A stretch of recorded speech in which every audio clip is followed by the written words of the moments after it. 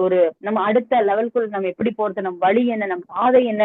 அப்படின்னு சொல்லி ஆவிக்குரிய கண்கள் திறக்கப்படாதனால, ஆவிக்குரிய காதுகள் திறக்கப்படாதனால, அவருடைய சத்தத்த கேட்க முடியாதனால, நம்ம வெறுமையாக நம்ம வாழ்க்கை காணப்படலாம். ஆனா இந்த வருடத்துல வரப்போற நாட்கள்ல கர்த்தர் சொல்லுகிறாரு, நம்ம 2 காரியத்துக்காக அழைப்பிக்கப்பட்டிருக்கிறோம். எதற்காக அப்படின்னா, அனுப்பப்பட்டவருடைய கிரியை நமக்குள்ளே நடக்கவும், அனுப்பப்பட்டவருடைய கிரியையை நாம் நடப்பிக்கவும் அழைக்கப்பட்டிருக்கிறோம்.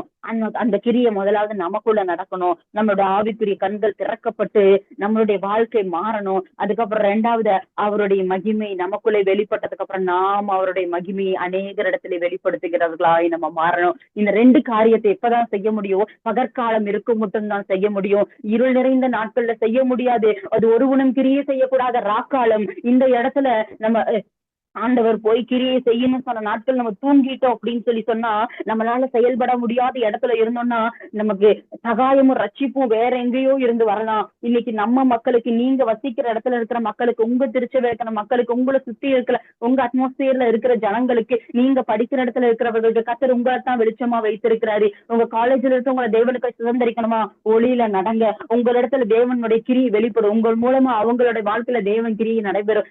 நீங்க வேலை செய்யற இடத்துல இருக்கிறவங்க மத்தியில கர்த்தர் சொல்றாரு, ஒளி இருக்கையில ஒளியோடு நடவுங்க. அவங்க தேவனுடைய ராஜ்யத்துக்காக நீங்க சந்தித்துக் கொள்ளுவீங்க. இன்னைக்கு உங்களுடைய வாழ்க்கைக்காக நீ யோசித்துக் கொண்டிருக்கிறீங்க. ஆண்டவர் சொல்றாரு, அந்த காரியத்தை நான் பார்த்துக் கொள்வேன். நீ எனக்காக ஓடி என்னுடைய நாம மகிமைப்படும்படிக்கு என்னுடைய கிரியை உன்னிடத்திலே காணப்படணும். தேவனுடைய கிரியைகளை நீ வெளிப்படுத்து என்று சொல்லி கர்த்தர் உங்களுக்கு உங்களுக்கு வார்த்தை இந்த நாள்ல சொல்லுகிறாரு.